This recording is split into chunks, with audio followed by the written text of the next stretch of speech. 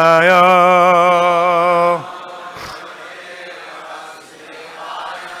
Namo Bhagavate Vasudevaya. Om Namo Bhagavate Vasudevaya.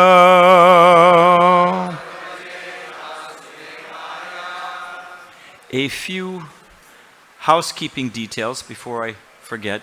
Does anyone have a watch? You'll get it back, I promise. But I just need to know when to end. It's in your own self-interest if you give me a watch. Thank you. Okay.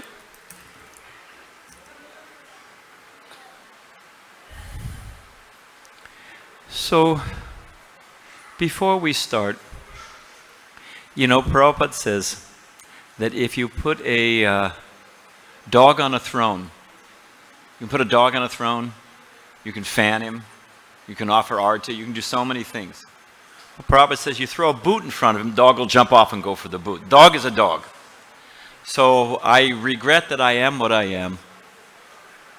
But by the grace of Chaitanya Mahaprabhu and the assembled saintly Vaishnavas, may I say something that encourages you in Krishna consciousness. May I manage to do that. And also Prabhupada says that a bird, it's Bhagavatam, that a bird flies in the sky according to its ability. So, small bird I may be, I'll try to tell a few Prabhupada pastimes, and I've done my job. So we are on, what's on the board? Should be verse 9. Fantastico. No? It's 7 to 9, but what's on the board? It's verse 9. Very good, because that's the one with the purport. So let's do 9, and then we'll do the other translations. Ye Arjunasya Sutta Rajan Samaranta Sva Pitur Vadam Rama Virya Parabhuta Libere Sharma na Fachit Yerjunasya Sutarajan Smarantasva Piturvadam Ramavirya Parabhuta Libere Sharma na Kvachit Yerjunasya Sutarajan Smarantasva Piturvadam Ramavirya Parabhuta Libere Sharma na Kvachit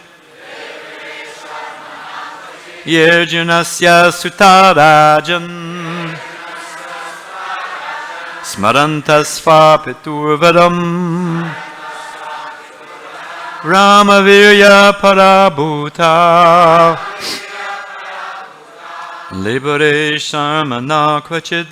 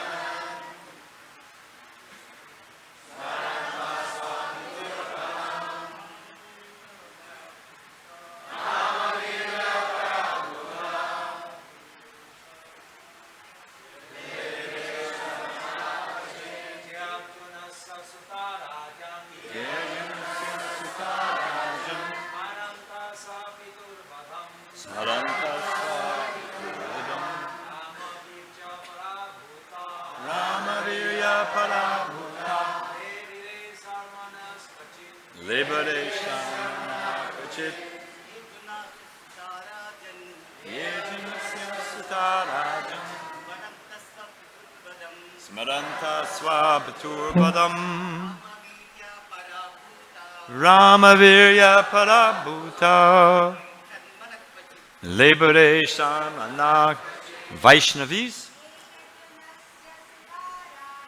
Irjanasya Sutarajam Smaranta Svabiturvedam Ramavirya Parabhuta Liberation Anakvachit Irjanasya Sutarajam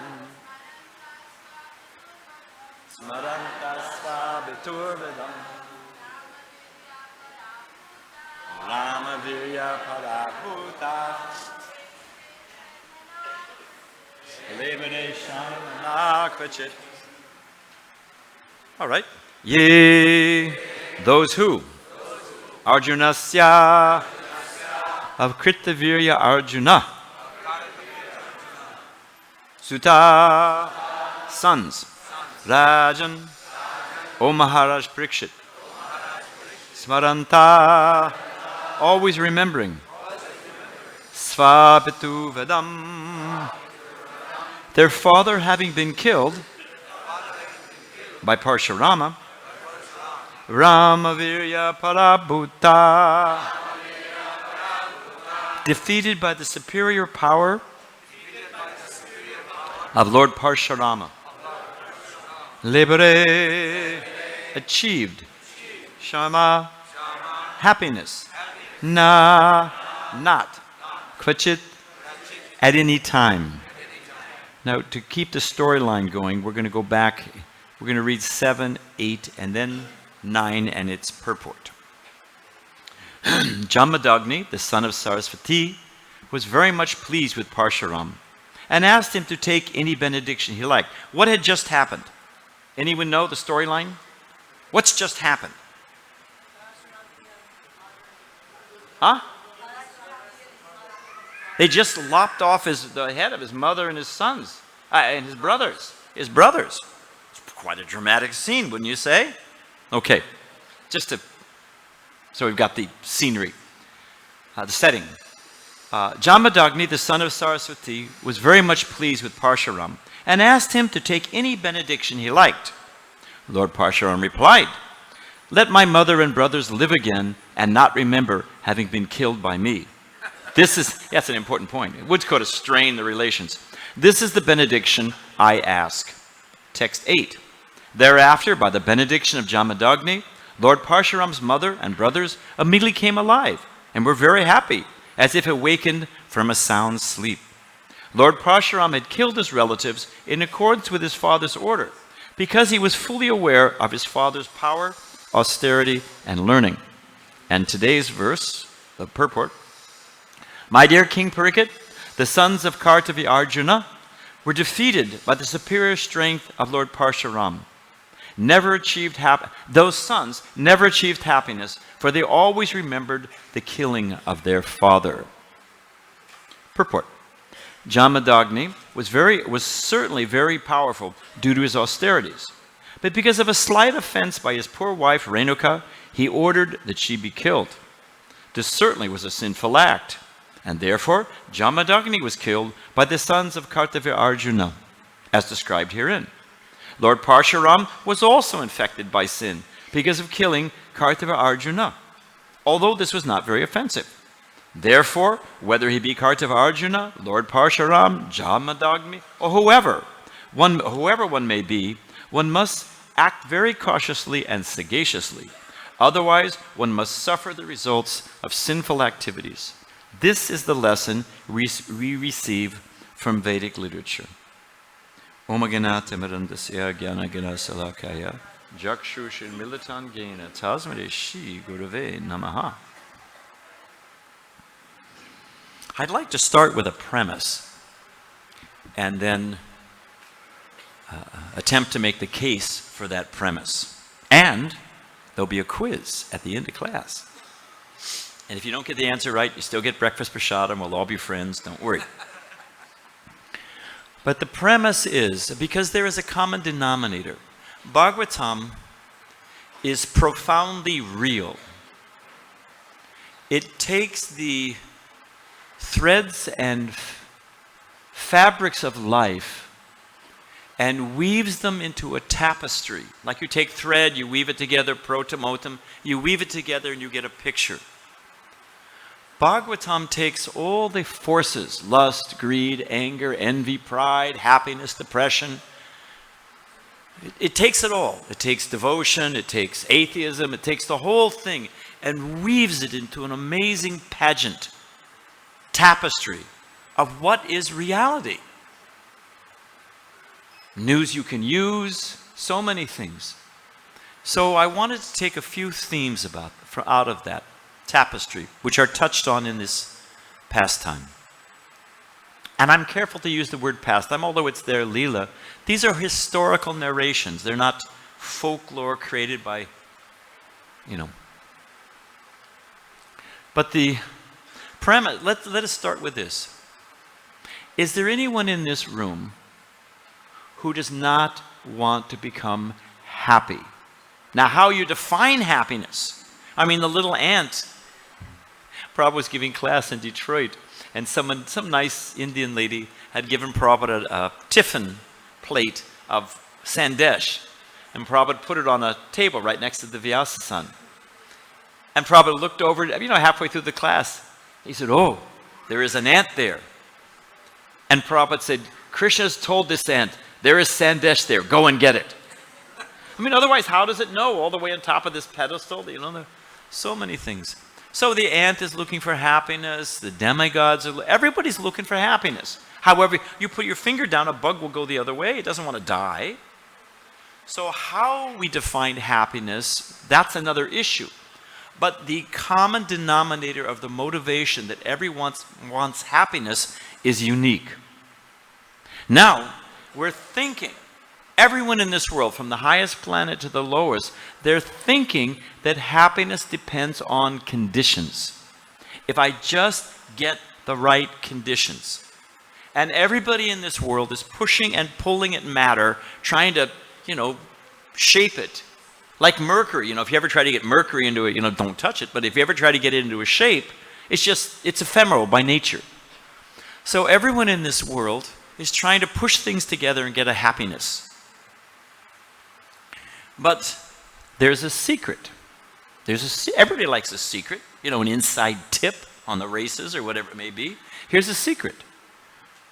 Lo and behold, happiness does not depend on external conditions. External conditions have nothing to do with happiness. What does happiness depend on? It depends on the conditions of our heart. The conditions of our heart determine everything, our total experience, how we see the world, how we see others, what's right, what's bad, what's truth, what's good. Everything is determined by the condition of our heart, not by external conditions. You can have two people standing right beside each other. I was giving class the other day. I saw this guy in front, had a box in his pocket. I thought, he's got it's thin. I thought he's got an old-fashioned hearing aid because I saw that. No, he had his phone on and he was listening to the cricket game. So was he in the room with us? Was he Bhagavatam conscious? No, he was way off somewhere else. He was in the cricket world. I saw a lady lean forward. She was feeling the ladies in front of her sari. He was feeling, is it silk? Is it rayon? I don't know what she was, But she's fashion conscious. Somebody's sports conscious. So the same external stimuli, the same sensual experience, the same atmosphere, the same time, place, everything. But 15, 16 different realities. My brother was on a boat. Prabhupada tells a story. Prabhupada tells some train stories, but just one, I'll tell two. I'm worried about the time. Prabhupada said he was riding on a train, obviously here in India, because Prabhupada had his business. He was traveling all over the place. Actually, it was an excuse to visit all the holy tirtha places described in Chaitanya Charitamrita. But externally, he has his business. And he said it was evening time, and they're chit-chatting. You ride on a train in India, everyone's chit-chatting, and how are you? And I brought this, and sharing, and whatever they're doing. And then after a while, everybody kind of quiets down, gets ready for bed.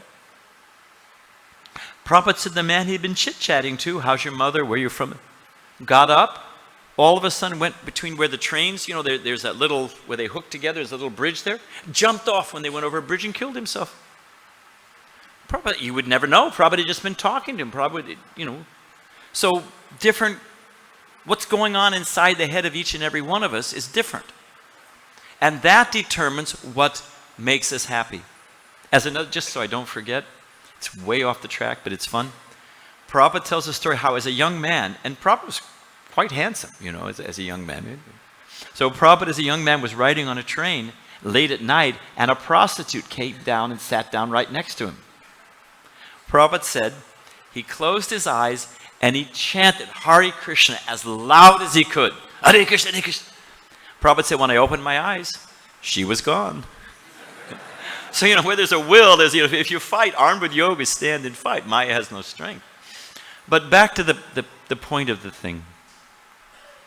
That if everyone is searching for happiness, defined in their own way, and happiness is not dependent on conditions, which are by nature ephemeral anyway, but happiness depends on the condition of the heart, then what should be the focus of us individually and as a society? What should we, if we want happiness, which is a common denominator, everyone agrees, what should we be focusing on? What's the condition of the heart? How to cleanse the heart? How to get, what are the anartas? What are the problems in the heart? That's what's making me not happy. It's not the externals. You have, was it Sridhar? Kolovich Sridhar? Living under, was it under a tamarind tree? Boiling a little veg, with tamarind leaves, and his house leaked. Holes in his dhoti. The neighbors thought that he was howling because he was hungry, but he was crying out in ecstasy. So the focus of society and humankind, and as a subset of that, real welfare work, real compassion, real love, rests on how can I purify my heart and how can I purify the hearts of others. So that's our premise thesis where we're going here. At least I hope so. If we draw back from this, like if you're too close to something, you can't see the pattern sometimes. But if you pull back, you can see, oh, that's a square, and that fits in, that makes a diamond, and that makes a circle, and that makes a, you can see as you draw back, with distance you can gain perspective and scope. So if we step back and look at this picture, everybody's getting it. The sons aren't happy, the mother gets killed, the brothers get killed, even Parshuram is touched by... The whole thing is a mess. And it's driven by revenge and lust and anger and greed, and everybody's losing. And it is a great... we know the circle of samsara. We know that, the repetition of birth and death, 8,400,000 species, all of that. But addition to our karma, what's turning that wheel? What's making it crank, go round and around? And those are the points laid out in in Bhagavad-Gita. Lust, greed, the 6 enemies, lust, greed, anger, envy, Adi-daivik, Adi-atmic, Adi-bhautik, divine nature, demonic nature. These are all the principles that are turning that wheel. So you've got the principles in Bhagavad-Gita. And then in Bhagavatam, you've got how those principles play out. Take those principles, applied to the world, and the Bhagavatam is there, full of cautionary tales, inspirational tales. It's just, if you do this, guess what will happen? This is how it ends. And if you do this, this is what will happen. Full of cautionary and inspirational tales. So in this historical narration of the Parshuram, Kartavarjuna, and his sons, I want, and anger, lust, because she was looking at him bathing in the water, so many things. But I wanted to pull out just one element. I wanted to talk a little bit about the principle of pride. And because it's one of those things that in our heart, we need to deal with. And believe me, I'm speaking to myself. What is the famous thing? If you point at somebody with one finger, 3 more pushing back at you, I like that. It's actually true, Certainly in my case. So I wanted to say, before we got there, because Prabhupada talks about one has to be sagacious, one has to be careful and wise and thoughtful in moving in this world. Now people will say, you're talking fear of karma and action and reaction. It's just, you believe that. Like somebody said, you've all heard it. Well, you believe in karma, so maybe it works for you, but I don't believe it. Does the law of gravity work for those who believe in it? And so, I don't believe in the law of gravity. I walk off the roof into space, am I going to be fine? What do you think? You've all seen enough Mr. Magoo cartoon, or what do you know? The law of gravity acts. It's universal. Now, the whole business of academia, at least hard sciences, is laws. Anybody study chemistry? Anybody study physics? They drill the law. Study economics. There's so many laws. It all rests on laws. So you have bodies of matter moving through time and space, and they're all controlled by laws. That's one of the basic axiomatic. You can't function in the world of science unless you accept that premise. There's laws, and everything operates on them. You learn the laws. Their idea is you learn the laws, and you learn the levers, and you can control the whole thing. Good luck with that. But the point I'm making, addressing this issue of karma and how it's true, there is an amazing breach of logic. Logic should be seamless. It should be consistent. If it's going to be logic, if you're going to make a case, it has to be consistent. It has to be seamless. You have to use the same measures. Otherwise, it's just random. If the whole premise, or let us say one of the resting principles, foundational principles of the law of science, is that there's laws which are addressing bodies of matter moving through time and space. We're bodies. We're moving through time and space. Everything else is ruled by laws of physics, laws of this, that, so many different laws. All of a sudden, this is what I'm talking about, seamless logic and their inconsistency. We are the same thing, bodies moving through time and space, but all of a sudden for us, there's no laws. There's no subtle law. There's no karma. Why? It's not consistent. Next time you get one of these guys, grab onto this and don't let go. You know how Prabhupada said, you know how a little dog beats a big dog? Anyone know? A little dog. I mean, if you read Bhagavatam and hear from Srila Prabhupada, Prabhupada says you become perfectly educated in all things. So in case it was ever on your mind, how does a little dog beat a big dog? Anyone know how? Who says yes? Yes, Prabhu. Prabhupada said you grab onto one spot and the little dog, and he just, and he just try to shake him up. He just doesn't let go. And you see this principle when Prabhupada meets that Cardinal Danilou, the guy from France, and Prabhupada's just hammering on him. You say you're religious, you follow the laws of God, but why are you eating meat? God says thou shalt not. And Prabhupada just hammers on the guy, and the guy's trying to wiggle and get out of it. And he says, Swamiji, can't we talk about higher things? Anyone know what Prabhupada says when he says, Swami, can't we talk about higher things? Prabhupada just nails him like the dog. He holds on, he says, where's the question of discussing higher things if you don't understand lower things? It's fantastic.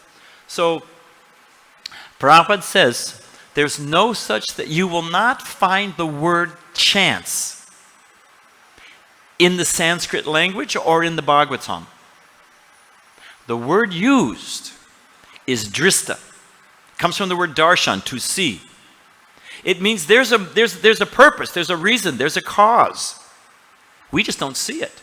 There are laws, Just like Prabhupada says here, in this pastime, everyone's getting their reaction, everyone's getting their result from their activities, everything's grinding on perfectly, finely, minutely, everybody's getting what they duly deserve in due course of time. So seeing this whole thing, I'm going to get back to pride in a minute, but seeing this whole thing, one should see this whole tapestry, picture it as a giant machine, like a banyan tree, with the branches up and how it's all entangled, it's described in the Bhagavatam. Karma, reaction, how far, who was who and who did what, the who that caused this, that, and who was on top and who was on the bottom, and I won and then I lost and you did this to me it's a huge churning mess. And you'll never get out of it, you'll never solve it, you'll never stay on top of it. So that's how the Vaishnava sees the world. How to free the people from this churning. We have what do you call it? It's a grinder. It's an automatic grinder. They make a type of sweet ball out of it. And you can put dried fruit and nuts, and it just grinds everything. Everybody's just going into this grinder. We're all on this progression. It's like when Krishna saw the universal form. Not Krishna. When Arjuna saw the universal form, and how everything was going into the mouth and being devoured. That's what's going on in this world, on these principles we've described. So, what is the reaction? In San Diego, we are way off. In San Diego, they renovated the downtown. And they spent millions of dollars, literally. I think it was $300, $400 million. You could build 2 or 3 Temple of Egg planetariums. But before they spent their money, they did a study. And how to get people to go downtown, the center of the town, and shop. Well, there was a problem. You know what the problem was? There were homeless people. And if you want to go down there and throw your money away and impress your girlfriend and, whatever it is, have a night out on the town, you don't want some homeless guy pressing his nose in the window, lusting over your food. Spoils the whole vibe, right? So what to do? I swear to you, for $350,000, US dollars, they hired a urban planning, blue ribbon urban planning commission to study. And they studied arduously for 6 months. You know what their recommendation was? So you don't see these homeless people? Put curtains on the windows. I could not make this stuff up if I wanted to. If you don't see them, they're not out there suffering. This is not a Vaishnava.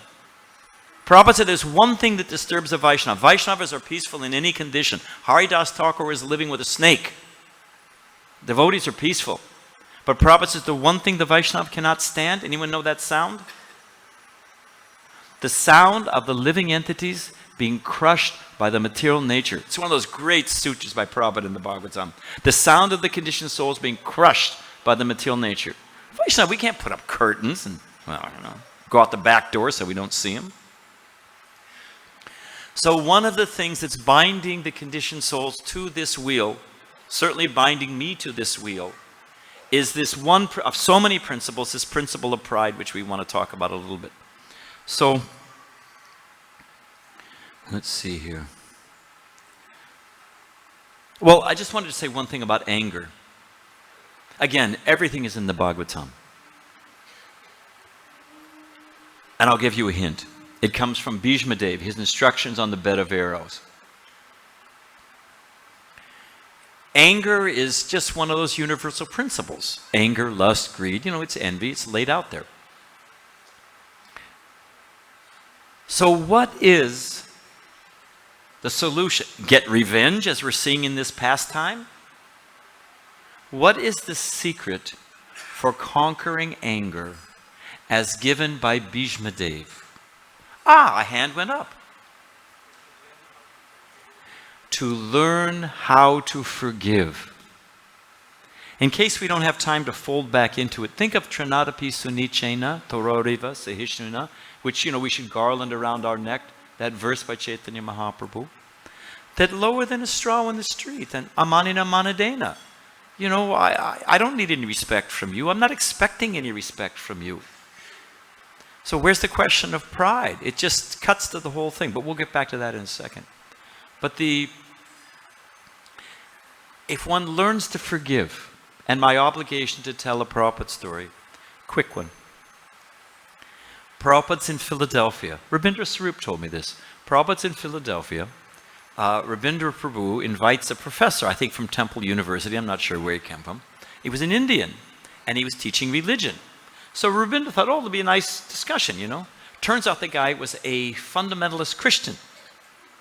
And he thought he was going to stump the Swami. So he said to Srila Prabhupada, right off the bat, I can see that you're a Vaishnava. You're worshiping Krishna. But I am a Christian. And your Krishna is lusty. He's dancing with other men's wives. And he's there. He's got, they've got the moral high ground, and, we're lost in this, whatever.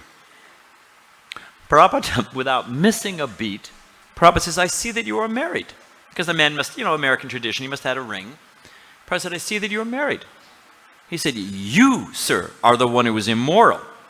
You have stolen one of Krishna's gopis. What are you doing stealing one of Krishna's gopis? You, sir, are immoral.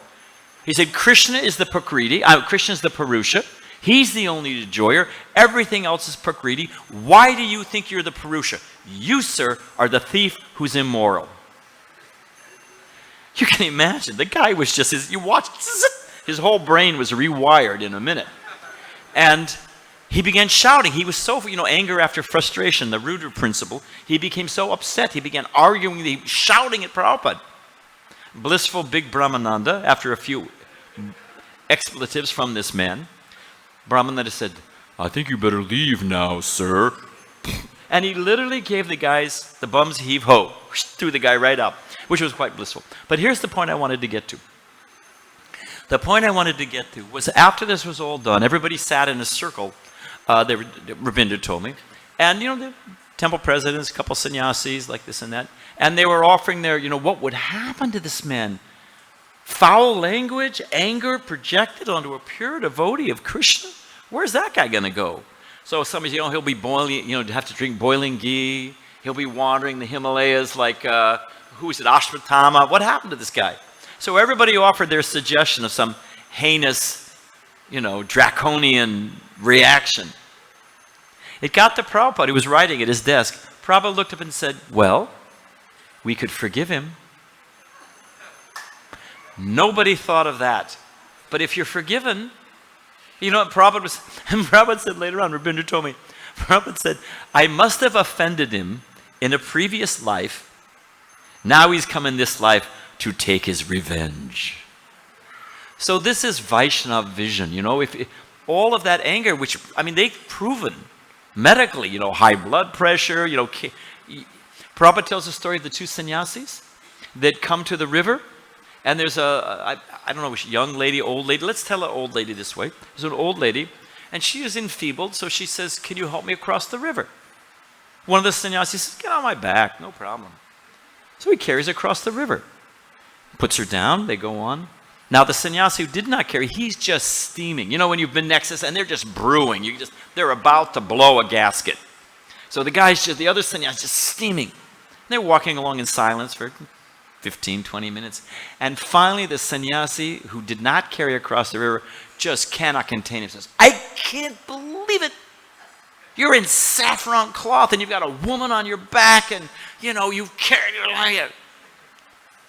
The other sannyasi who carried across said, I carried her for 5 minutes. You've been carrying her for 25 minutes, within his mind, So the ability, and it brews and it causes anger and envy and it creates so many problems.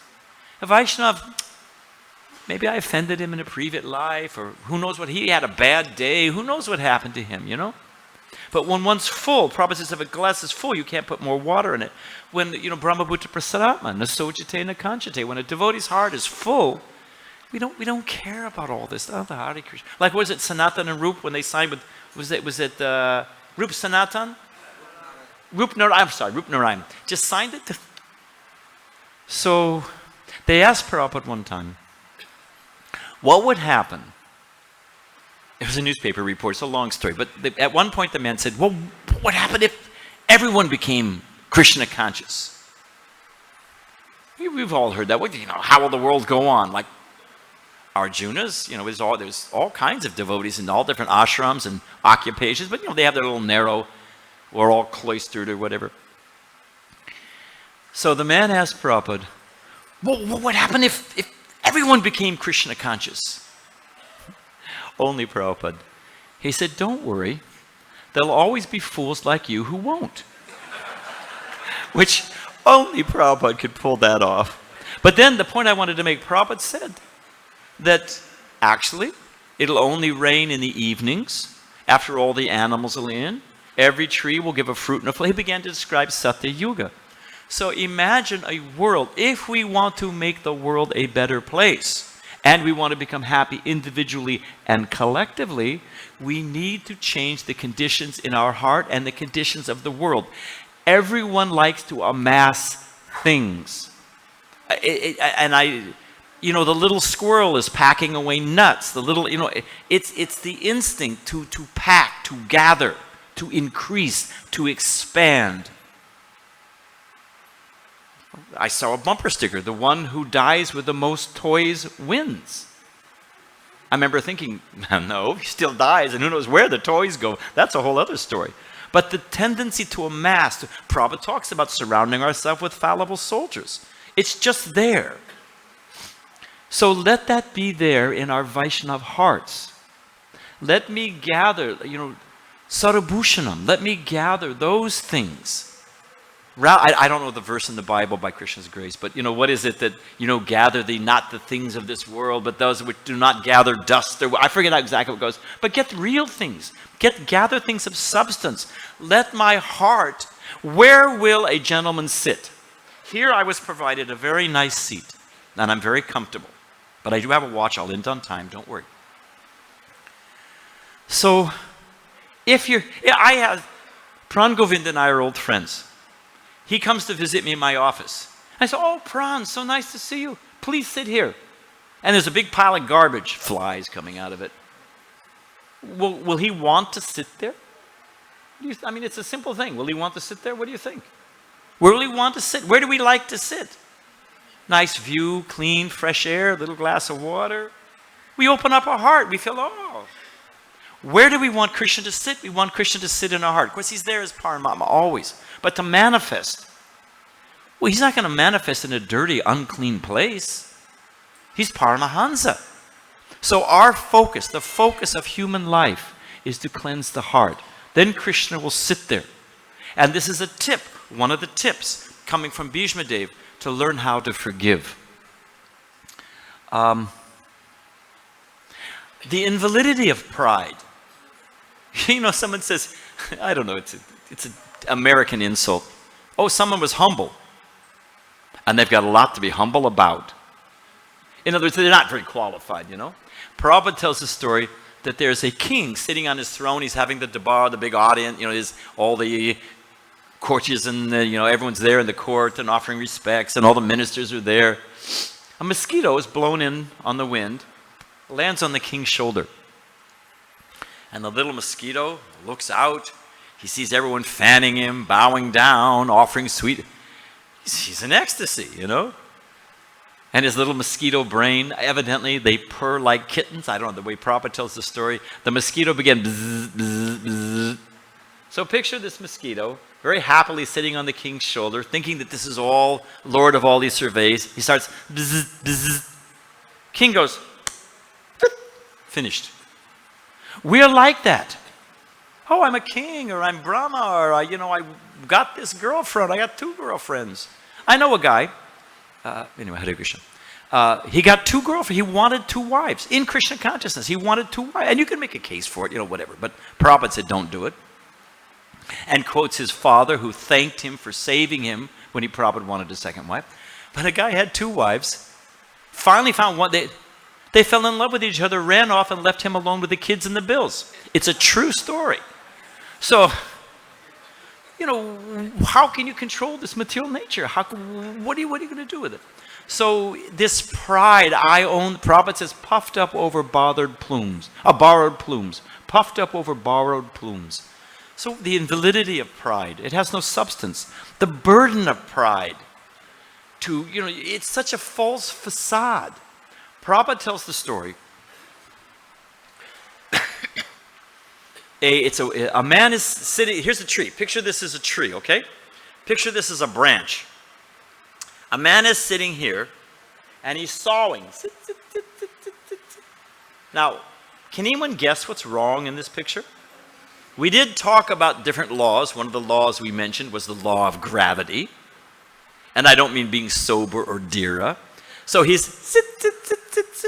His friend says, whoa, wait a minute, man. They're going to saw that branch and fall on your head.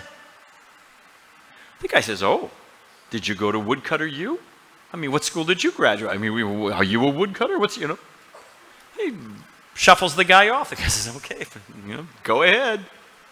So sure enough, the guy keeps sawing. It's a Prabhupada story. The guy keeps sawing, branch breaks, falls, bangs his head.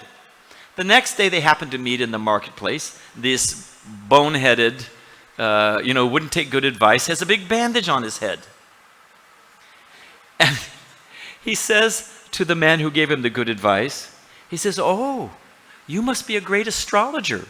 You can see the future. He wouldn't accept that the guy was giving him good advice and he didn't take it. I thought, it was some cosmic result or something. So, you ever seen somebody who's got a man who's got a bald head? And he combs his hair over it? You ever see, they call it a comb over, isn't it, we got a guy, Hare Krishna, who will remain nameless. And he's a nice devotee, he's an initiated devotee. And he offers obeisances, he's got a comb over. Every time he bows down, he's got to put it back before he comes up, It's a lot of work. So finally we told him, just cut it off. And he said, I'm so much happier. So it's a simple example. We could spend time on each one of these. But the invalidity of pride, the burden of pride, trying to maintain, what Govinda Das says on the lotus leaf, a slight tip, and slides right off. That's our precarious position, and we're trying to maintain the whole thing. It is inherently going to cause anxiety. So the invalidity of pride, we don't own anything. The burden of pride, trying to maintain, people get Botox and this and that, and they're trying to, I used to fight with my brother. My brother was 4 years older than me, and we used to fight like anything. He's 4 years older than me. He'd just hold me at a distance. I would kick, I would flail, I would even spit. I was trying to get at him, He'd just hold me till I ran out of steam, and then boom. That was the end of the story. Who's going to win material nature? You can dance for a little while. You can dance. But was it dharmasya hiyapavargasya? The ultimate coup de grace. Death comes. After all the struggle and foaming and anxiety and angst, the existential fear of death. And then finally, off you go. Shuffle off the mortal coil. So the invalidity of the thing, the burden of trying to maintain it. I saw a kid playing with a telescope. Telescope? And you can see the distance. Now, when I was a kid, I used to get such a kick out of turning it both ways. You ever do this when you were a kid? You look out one way and you can see from a distance, and you look the other way, everything becomes small. So you're looking, the seer seen and active seeing, as Jiva Goswami says, the same thing is going on. We're seeing the same thing, but we've inverted the instrument. You follow? One we see big, one we see small. Vaishnav, the verse of Chaitanya Mahaprabhu, as I was saying, Chanarapi Sunechena, look at that as the telescope. Prabhupada says everyone in this world is trying to become big. I was talking about the different fallacies of pride. Everyone's trying to be big. But a Vaishnav, lower than the straw in the street, ready to offer all respects to others. We see, I'm small, let us offer service to others. Let me help others. And in that mentality, we have 5 minutes. Some of the benefits of humility. We've talked about the burden and the waste of time of pride. So let's take the opposite side, some of the benefits of humility.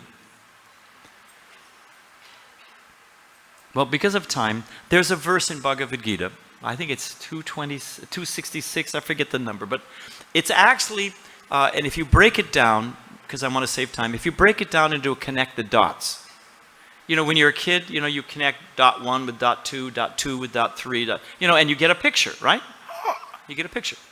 So work with me, folks. Let's connect the dots and see what picture we get. As we said in the beginning, everybody wants happiness. We're all, you know, that's a universal driving force. So what does Krishna say in Bhagavad-Gita 266? I hope I got the right verse. Someone will correct me. We all want happiness. What does happiness depend on? Krishna says. You can't have happiness without peace. You got to have peace. We were saying the conditions, you know, you got to have peace. Okay, fine. Well, then what's the next logical question? I want happiness. Got to get peace. Okay, I'll get peace. How do you get peace? You have to have a fixed mind. Your mind has to be steady. And how is the mind steady? Controlled intelligence, Krishna says. But ultimately, what does it rest on?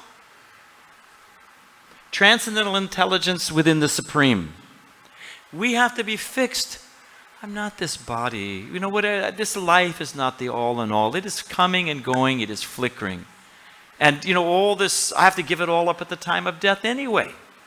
Why am I wasting my time? So the Vaishnava vision, if we're fixed in that transcendental vision, then everything else falls in place. We have transcendental intelligence. We have a steady mind. We have peace. And lo and behold, we have happiness. So, I guess I should end. I'm going to skip over a couple things here. So who can help me? Anyone remember, and you can paraphrase, you don't have to get it right. What was the premise? The premise I put out that I've tried to the best of my ability to make a case for. What makes happiness? And they both start with a C. Option A, option B. Anyone remember? Yes, Mataji. Cleaning is good. Starts with a C, but you got to get both. And it's not cleaning, but you're close. What determines our happiness? That existential, essential question. We all want happiness. Is it, conditions or... Have you heard of the International Society for Krishna Consciousness, you know? So the premise is, you can all go home. Do we chase after conditions? Or do we work on our consciousness? A or B? Go out there and make that $1 million and win that girlfriend who dumped you in high school? Or do we work on our consciousness? What will make us happy? Work on our consciousness. So, that was the premise. And chasing after desire, because it's my duty, you know, it's expected, and I'm glad. I'll end with 2 Prabhupada stories. There was a woodcutter who went out to the forest. I personally heard Prabhupada tell both of these. There was a woodcutter, and he goes out to the forest. You know, it's hard work. You know, you're swinging the axe and stacking the wood, and it's the sun. And, you know, it's no dream job, my friends. So, you know, he's resting for a few minutes, leaning on a tree. And you know how the mind thinks so many things. He says, I wish this wood would just chop itself. And lo and behold, the axe flies through the air and begins chopping the wood. He thinks, I must be under a kalpa vriksha. I must be under a desire tree. Well, let me test it out. He says, wood, stack yourself. Zip. All the wood stacks itself. He thinks, my lucky day. He thinks, it's hot out here. I want a big pondo. Poof, there's a pondo. He thinks, you know, in person, if you want to break someone psychologically, the worst torture, ask Dick Cheney, the worst torture is isolation. It's the worst you can do to somebody. So forget in personal, I found my home and home, forget it.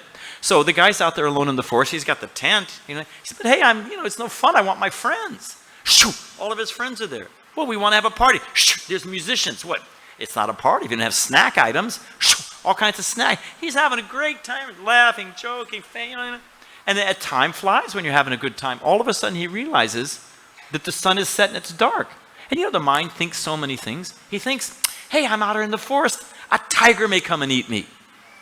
And because he was under the desire tree, tiger came and ate him. So we're thinking, what if we be careful what you ask for, you may get it. It's sand, it's nothing. So that's one story. On the other side, seeing the people being devoured crushed by the material nature, caught on this giant machine that's just grinding them. Pride, lust, greed, anger, envy, karmic reaction, just being devoured. Seeing them lost and crying in this banyan forest. We should be so eager. Our problems are solved. How does that verse turn out a piece of Nietzsche end? One can chant the holy name always. Which means one's completely, as I said, Brahmabhuta Prasanatma. Beyond that, we're feeling the greatest happiness. Krishna's my friend. I saw a Christian, what do you call it, out in front of the church? They have a signboard. We had one of those in LA. And it said, what a friend we have in Jesus. And I was thinking, what a friend we have in Krishna. Suridam Sarvabhutanam. What a friend we have in Krishna. So our problems are solved. And even we're struggling in this life, sure. But after this life, back home, back to Godhead. So in that satisfied state, I'm almost done. In that satisfied state, we're not burning with desire for ourselves. We're feeling, let me give mercy to others. Let me give this to others. So here is Prabhupada's story. And he was talking about the mood of a Vaishnava giving Krishna's message to others. This mood, how we should feel. There was a doctor named Dr. Beecham. Prabhupada says his name, Dr. Beecham. And Dr. Beecham was a doctor in India under the British Raj. And the Raj ended Indian independence. What independence, Prabhupada said. But so he went back home. He went back to Godhead, but he went back to England. And he opened a little chemist. He made that, I should have said that first. In India, he made something called Dr. Beecham's powder. You take a little bit of the powder, comes in a box, you put it in the water, you stir it, you drink it. Upset stomach, diarrhea, headache, pimples, I don't know, grows hair. It just did everything. It was fantastic stuff. It really was good stuff. But somehow or other, karma or destiny, it just never took off. He couldn't give the stuff away. So anyway, into the Raj, he was retiring, he went back to England, opened up a little chemist shop, forgot all about his Beecham's powder. One day, ding, ding, had little tinkle bell, little bell rings, and an old lady tottered in. He's an old man by now. And she says, I say, chappie, he said, do you have Beecham's powder? The man was so elated that after years, someone wanted to buy Beecham's powder. He dropped dead of a heart attack. It's Prabhupada's story, And Prabhupada said, so we should be so eager to give Krishna to others. Our problems are solved. We're not after all this foolishness. Let me give Krishna to others. Thank you very much. All glories to Prabhupada. Hare Krishna. We're done.